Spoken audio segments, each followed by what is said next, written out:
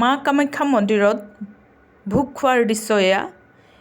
ভোগ খাবলৈ হ'লে সকলো ভক্তই একোখনকৈ কুপন সংগ্ৰহ কৰিবলগীয়া হয়। মা কামাখ্যা মন্দিৰত গ'লে এই ভোগ খাবৰ কাৰণে সকলোৱে হাবিয়াস কৰা দেখিবলৈ পোৱা যায় আৰু সকলো ভক্তপ্ৰাণ ৰাইজে দীঘলীয়াকৈ লাইন পাতে, কুপন লয় এই ভোগ খাবৰ কাৰণে।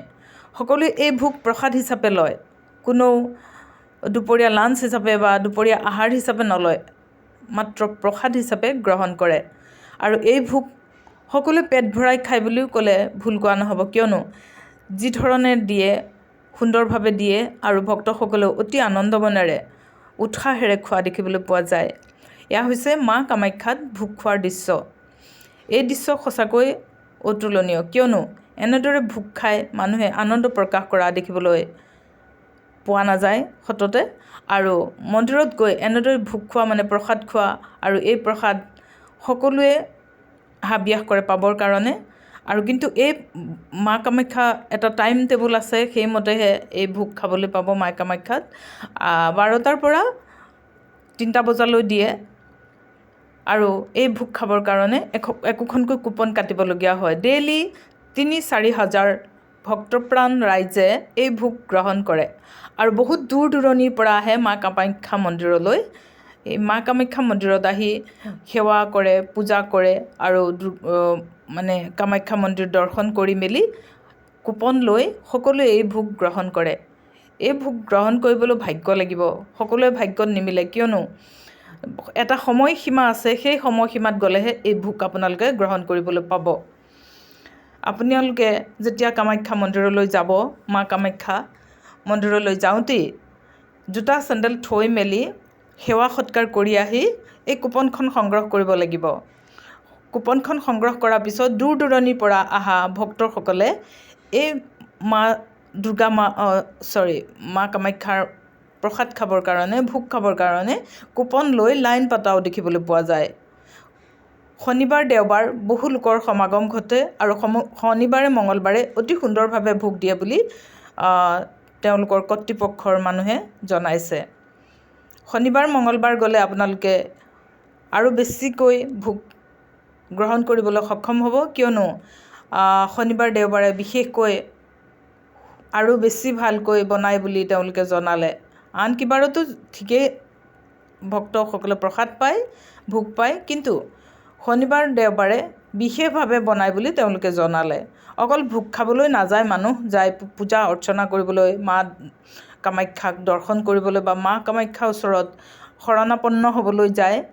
কিন্তু দূৰ দূৰণিৰ পৰা অহাসকলে হোটেলত খোৱাতকৈ এই প্ৰসাদ ভাগ ভোগ হিচাপে ইয়াত গ্ৰহণ কৰিবলৈ পালে সৌভাগ্যৱান বুলি ভাবিব লাগিব, যিহেতু মা কামাখ্যাৰ ভোগ খাবলৈ আপোনাৰ ভাগ্যও লাগিব।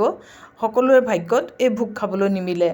আৰু আজিকালি 2-3জনমান ভকতে যাত্ৰীসকলক মাতি মাতি আনে, আহক ভোগ খাওক, আহক ভোগ খাওক, কুপন লওক, এনেকৈ চিঞৰি থকাও দেখিবলৈ পোৱা গৈছিল।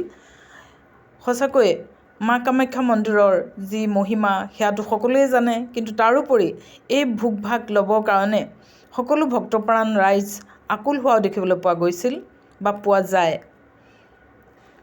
প্ৰতিদিনেই 2-3 হাজাৰকৈ ভোগ খোৱাৰ ভক্তসকল আহে বা খায় বুলি জনা গৈছে। এয়া হৈছে মা কামাখ্যা মন্দিৰৰ ভোগ খোৱাৰ জেগা, যিখিনি জেগা অতি পৰিষ্কাৰ পৰিচ্ছন্নতাৰে ভৰি আছে। অকণো আৱৰ্জনা বা লেতেৰা দেখিবলৈ পোৱা নাযায়, অতি চাফ চিকুণতাৰে ভৰি আছে। আৰু ইয়াতে বহুত দূৰ দূৰণিৰ পৰা অহা ভক্তসকলে ইয়াতে ভোগ গ্ৰহণ কৰে। আৰু সেই ভোগত থাকে খিচিৰি আৰু লুচি এখন থাকে, ক্ষীৰ থাকে আৰু এটা চব্জি থাকে। আপোনালোকে অমৃত যেন পাব এই ভোগ খাবলৈ পালে। আৰু মা কামাখ্যা মন্দিৰৰ এই ভোগ সকলোৱে প্ৰসাদ হিচাপে গ্ৰহণ কৰে আৰু সকলোৱে ভাগ্যত এই ভোগ সেইকাৰণে নাপায়, কিয়নো এটা সময়সীমা বান্ধি দিছে এই ভোগ খাবৰ কাৰণে। 12টাৰ পৰা 3টাৰ ভিতৰত এই ভোগ খাবলৈ আপোনালোকে সক্ষম হ'ব। বহু দূৰ দূৰণিৰ পৰা মা কামাখ্যা মন্দিৰলৈ ভক্তসকল আহে আৰু আহি পূজা অৰ্চনা কৰি দীঘলীয়া লাইন পাতে, কুপন লয় এই ভোগ গ্ৰহণ কৰিবৰ কাৰণে। মন্দিৰৰ ভিতৰতো কিছু লোকক যাবলৈ দিয়া হয়। যিসকলে মন্দিৰৰ ভিতৰত যাব নিবিচাৰে তেওঁলোকে বাহিৰতে এনেদৰে থিয় হৈ পিলাৰ নহয়, এখন স্লেট হয়, স্লেটৰ ওপৰত থৈ পেলাই ভোগেনি খোৱা দেখিবলৈ পোৱা যায়। আৰু মন্দিৰৰ ভিতৰত যিসকলে যায় তাতে পাতি পাৰা থাকে, তাতে বহি লৈ ভোগ গ্ৰহণ কৰে। এয়া আপোনালোকে দেখিবলৈ পাব ভোগ গ্ৰহণ কৰাৰ মন্দিৰৰ ভিতৰচৰা। এনেদৰে সকলোকে ভোগ গ্ৰহণ কৰা দেখিবলৈ পোৱা গৈছিল বা যাব। আপোনালোকে নিজেই দেখিব যেতিয়া যাব। এনেদৰে সকলোৱে ভোগ গ্ৰহণ কৰে মা কামাখ্যা মন্দিৰত।